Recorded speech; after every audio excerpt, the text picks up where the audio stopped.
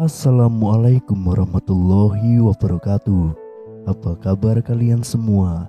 Semoga Allah selalu memberikan kesehatan dan juga rezeki yang melimpah untuk kita semua. Amin amin ya robbal alamin. Bantu channel ini dengan cara subscribe dan semoga kisah ini bisa bermanfaat untuk kita semua. Dek, ini uang bulanan buat kamu. Ingat, digunakan sebaik mungkin. Jangan belanja yang tidak perlu. Aku menyempatkan memberi uang sebelum pergi bekerja, mumpung ingat. Tapi dia menerima uang pemberian dariku tanpa berkomentar apapun.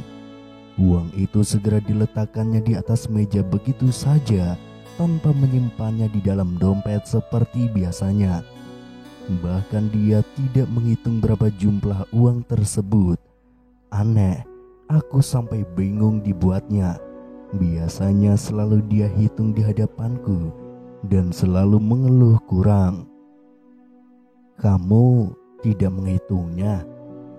tanyaku penasaran. Dia menggelengkan kepala lalu mengambil handuk yang aku letakkan sembarangan setelah mandi di atas tempat tidur tanpa suara pula. Aku kebingungan. Biasanya dia protes dan mengomel panjang lebar hingga membuat bising gendang telinga. Namun kali ini tidak ada apa dengannya. Kuperhatikan dia dengan seksama, ada yang berbeda. Dia kini lebih kurusan. Kukucek mataku dan mengedipkannya beberapa kali. Dan benar saja dia memang lebih kurus. Apa dia sedang menjalani program diet? Sepertinya iya. Mungkin teguranku seminggu yang lalu tentang badannya yang gemuk terbukti manjur dan langsung kena ke hatinya. Makanya dia memutuskan untuk diet. Syukurlah. "Sayang, kamu diet?" tanyaku penasaran. Namun Tati diam saja seperti tidak mendengarkan. "Tati," ku panggil ulang, sepertinya dia baru mendengar. Bisa-bisanya dia melamun di saat aku mengajaknya bicara. "Kamu diet? Aku lihat badanmu lebih kurus." Bibirnya terbuka ingin mengucapkan sesuatu tapi aku potong. "Syukurlah, setidaknya uang belanja yang aku berikan tidak akan berkurang. Karena kebiasaan kamu kan yang suka jajan di luar. Ibu sering bilang kamu sering menghentikan penjual makanan yang lewat di depan rumah kita. Ibu pernah menyuruhku untuk mengurangi jatah bulananmu. Setidaknya kamu tidak boros lagi. Uang bulanan lalu masih ada kan?"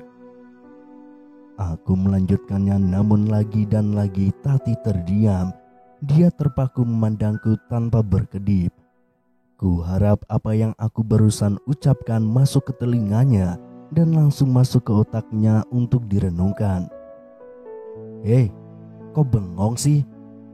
Ku jentikan jariku di wajahnya, baru dia menggerak. Ku gelengkan kepala dengan sedikit kesal.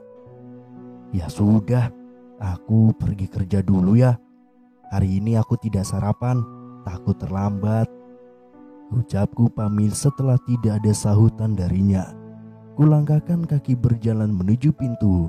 Baru beberapa langkah aku tolehkan kepala ke arahnya. Dia hanya diam memandangku datar, tanpa suara, tanpa senyuman. Dia bahkan lupa mencium tanganku seperti biasanya. Ritual saat aku pamit kerja. Sebenarnya dari seminggu yang lalu sudah tampak perubahan darinya, tetapi hari ini sikapnya berbeda, menjadi lebih cuek, lebih dingin sedingin es di kutub utara. Tidak seperti biasanya yang cerewet dan banyak berbicara padaku. Apa mungkin ucapanku seminggu yang lalu itu keterlaluan?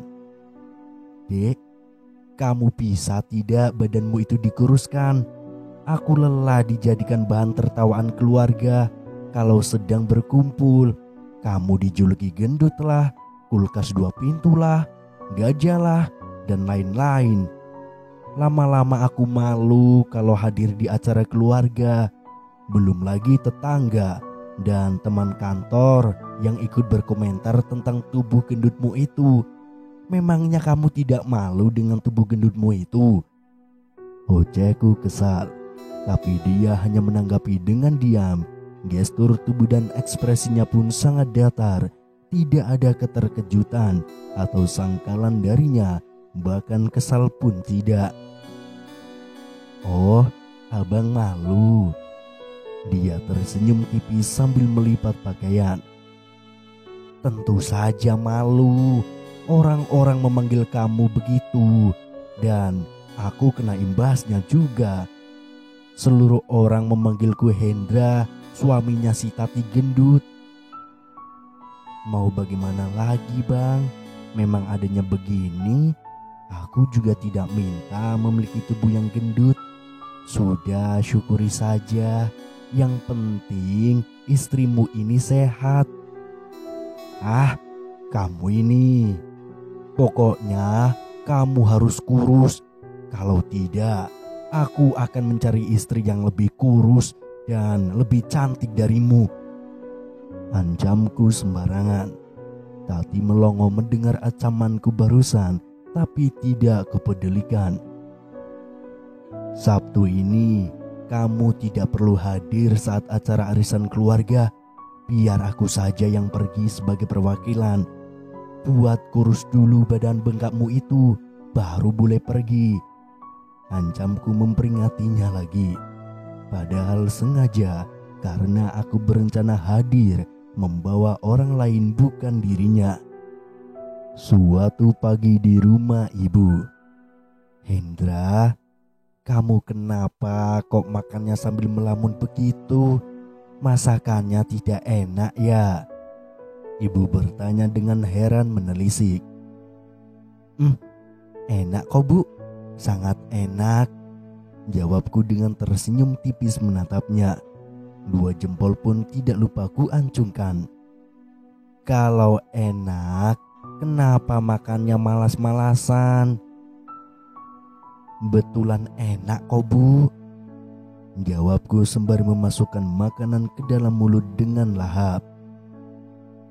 Kamu masih ada masalah dengan Tati? Dia kenapa? Sakit?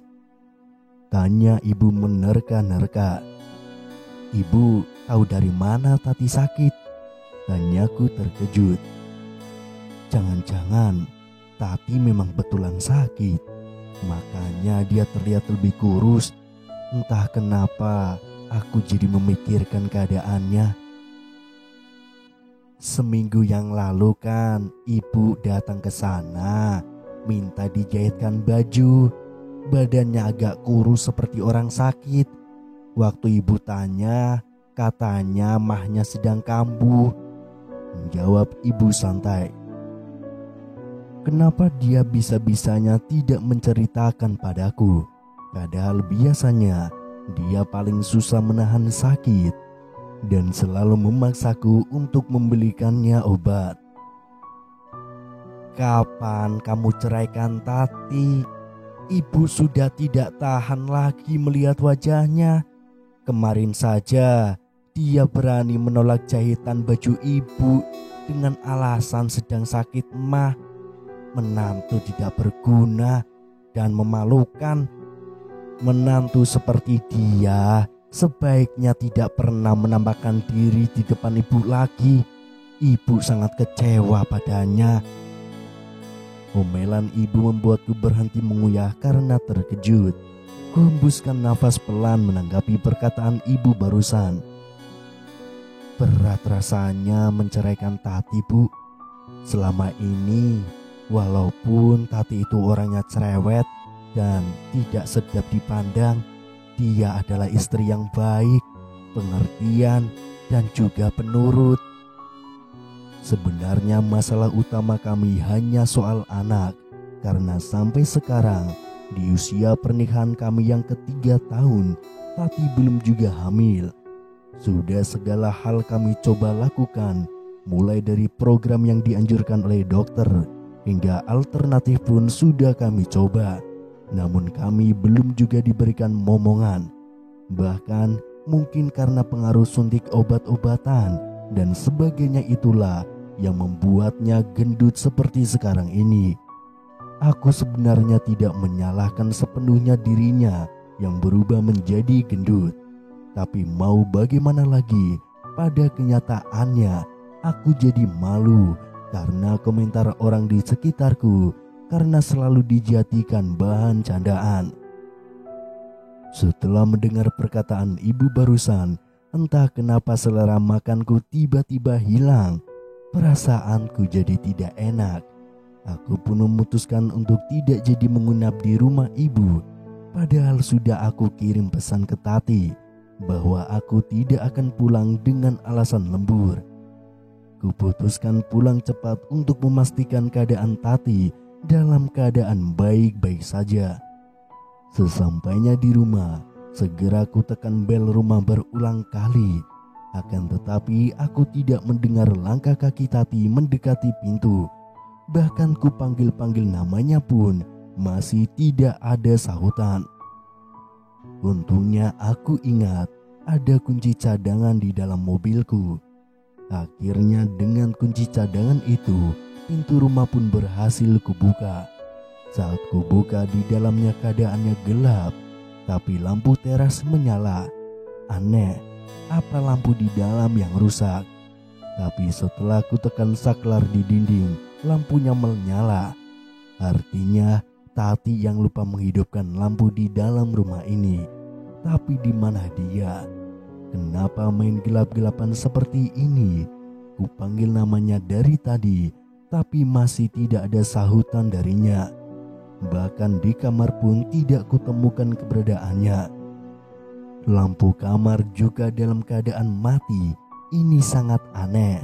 Aku duduk di tepi ranjang, mengambil ponsel dan menghubunginya. Nomornya tidak aktif, ponselnya mati, dan ini semakin tidak masuk akal.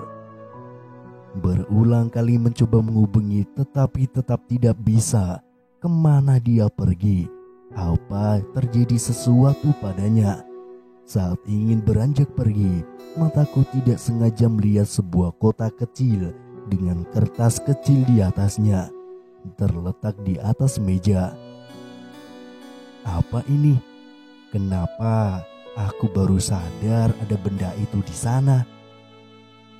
Untuk Bang Hendra. Di kotak kecil tersebut tertulis begitu. Sepertinya Tati ingin memberikan sebuah kejutan. Tapi bukankah sekarang bukan hari ulang tahunku? Kotak ini sangat ringan saat aku angkat. Karena penasaran, segera aku buka kotak tersebut. Hanya ada selembar kertas tulisan tangan Tati, dan ternyata ada benda lain. Seketika mataku melebar melihatnya. Bukankah ini tespek? Tapi untuk apa Tati memberiku tespek dengan 2 garis merah lagi? Apakah dia hamil? Segera aku hubungi setiap kontak yang berhubungan dengan Tati yang ada di daftar nomor telepon yang tersimpan di ponselku. Mulai dari orang tuanya, kakak-kakaknya, hingga kerabatnya yang kemungkinan pernah dia hubungi. Namun nihil, tidak ada satupun dari mereka yang mengetahui keberadaan istriku. Aku terpaksa memutar otakku. Aku harus menemukan Tati sesegera mungkin untuk menanyakan maksud dari kotak yang dia berikan. Kalau kebetulan dia sedang mengandung anakku, alangkah bahagianya aku. Akhirnya aku tidak perlu repot-repot menuruti ucapan ibu untuk menceraikannya. Namun otakku buntu, aku tidak tahu harus pergi kemana. Bahkan aku tidak tahu tempat mana saja yang Tati datangi seorang diri. Yang aku tahu, dia selama ini lebih banyak menghabiskan waktunya di rumah dengan mengurus rumah tangga. Namun tiba-tiba ponselku berdering. Panggilan dari sebuah rumah sakit. Seketika perasaanku tidak enak. dan betapa kagetnya aku bahwa kini Tati tengah dirawat di rumah sakit. Tanpa persiapan aku segera menuju ke rumah sakit tersebut. Untungnya tidak jauh dari rumahku, hanya 15 menit untuk tiba di sana. Sesampainya di rumah sakit, aku langsung berlari ke bangsal di mana Tati mendapatkan perawatan. Katanya lembur, Bang. Kok tiba-tiba ada di sini? Tanyanya lirik. Itu tidak penting sekarang. Yang terpenting, bagaimana bisa kamu ada di rumah sakit seperti ini?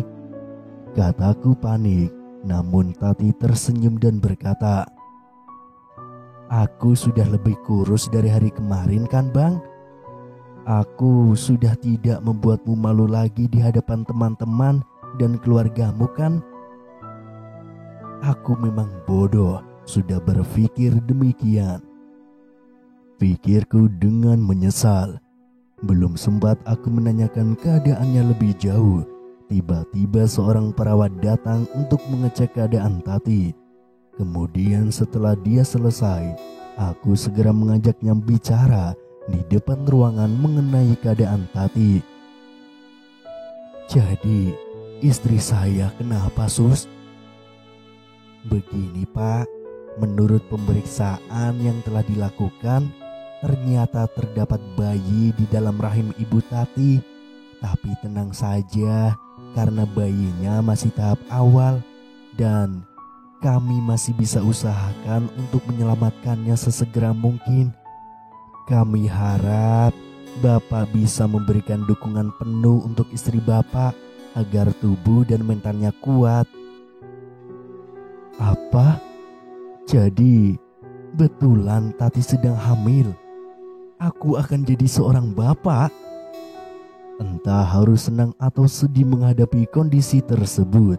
Menanggapi kondisi Tati yang memprihatinkan, tapi aku jadi berpikir bahwa aku lebih memperhatikan kondisi istriku dan calon anakku.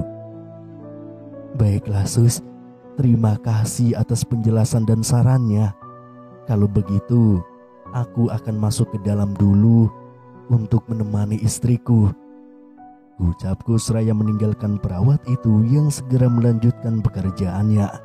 Aku segera menghampiri Tati dan meraih satu tangannya.